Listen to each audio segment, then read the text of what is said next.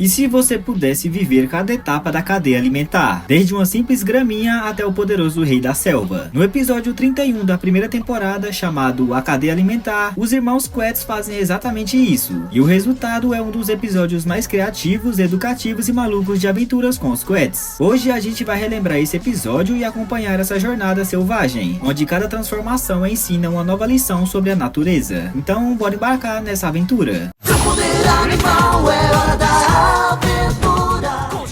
A história começa com os irmãos voando pelos céus, quando avistam uma raposa orelhuda. Eles começam a contar curiosidades sobre ela, mas de repente o Chris recebe uma mensagem da Aviva, dizendo que eles precisam voltar para a nave Tartaruga, e que é uma emergência. Temos que voltar logo para lá. Vemos você depois, raposa orelha de morcego. Uhul! Para a Tartaruga, em velocidade máxima. Uhul! Eles correm pra lá, mas quando chegam, descobrem que a tal emergência era só porque eles estavam atrasados pro jogo da Aviva. Mas que jogo é esse? Será que ela ia jogar futebol? Claro que não, né? Na verdade, ela inventou um novo desafio, o jogo da cadeia alimentar, onde Chris e Martin vão se transformar em vários seres vivos e passar por cada parte da cadeia alimentar. E spoiler, eles vão virar de tudo, desde planta até leão. O jogo funciona assim. Vocês precisarão dos super trajes animais e de todos os discos de animais africanos.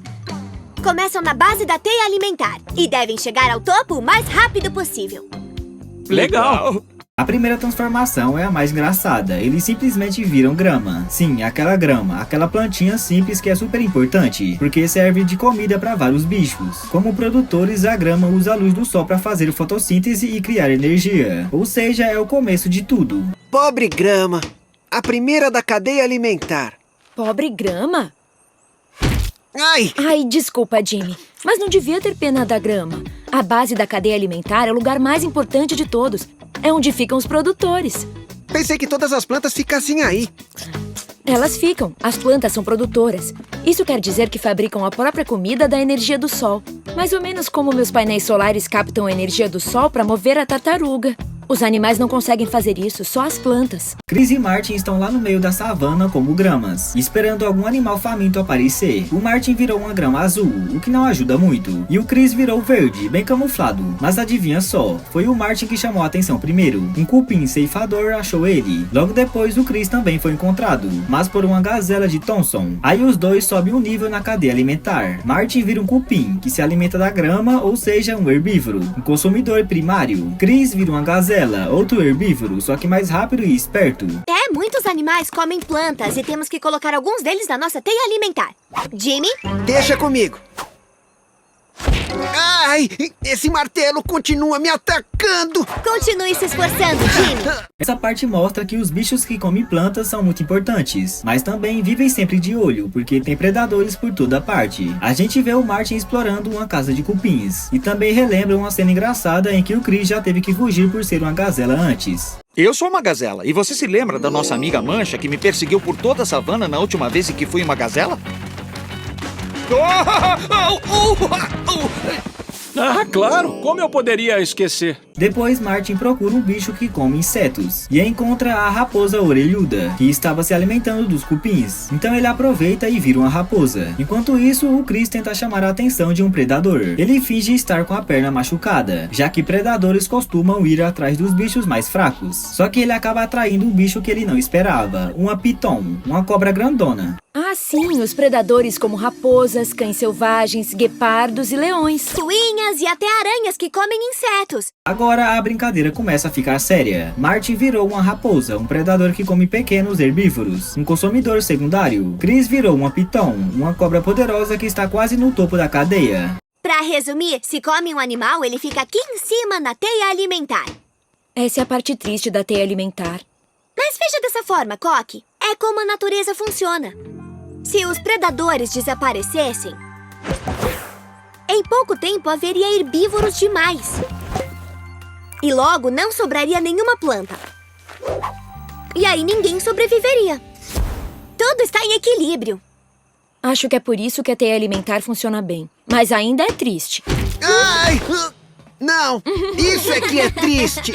Aqui o episódio mostra como os papéis mudam. Quem era presa agora é predador, mas mesmo os predadores têm seus desafios. O Martin até leva um susto quando uma cobra aparece atrás dele, mas era só o Chris brincando. Eles já estão quase no fim da cadeia alimentar, e o Martin se pergunta, quem comeria uma raposa?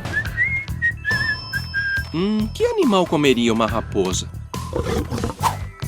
Eu conheço esse som. Logo depois, ele vê um grupo de leões com seus filhotes. Aí o Martin chama a atenção de uma leoa, enquanto o Chris é cercado pelos filhotes. E por fim, os dois se transformam em leões, o topo da cadeia alimentar na savana africana.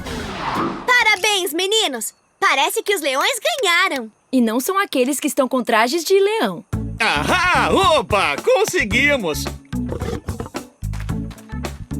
Nós estamos no topo da teia alimentar. Hã? A mamãe tá chamando. Tá na hora do jantar para os predadores do topo da teia alimentar. E é assim a vida na natureza.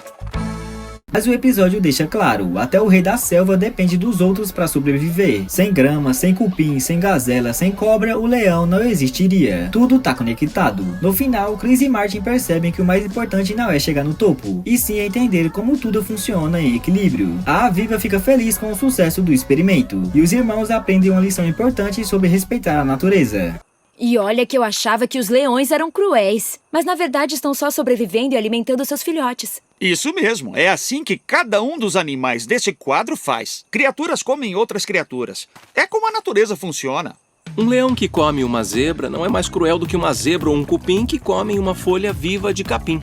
Todos são importantes para um ecossistema saudável. Esse episódio transforma um conteúdo de biologia em uma verdadeira aventura, e você aprende tudo quase sem perceber. A cadeia alimentar é um daqueles episódios que mostram por que Aventuras com os Quets é um desenho tão especial. Ele ensina como a natureza funciona de um jeito divertido, cheio de ação, humor e transformações malucas. Aventuras com os Quets é uma série animada que fala sobre ciência, ecologia e os animais do mundo. Tudo com muita aventura e mistério, de um jeito que qualquer criança ou adulto consegue entender e se divertir. E não é à toa que esse desenho marcou a infância de tanta gente por aí, né?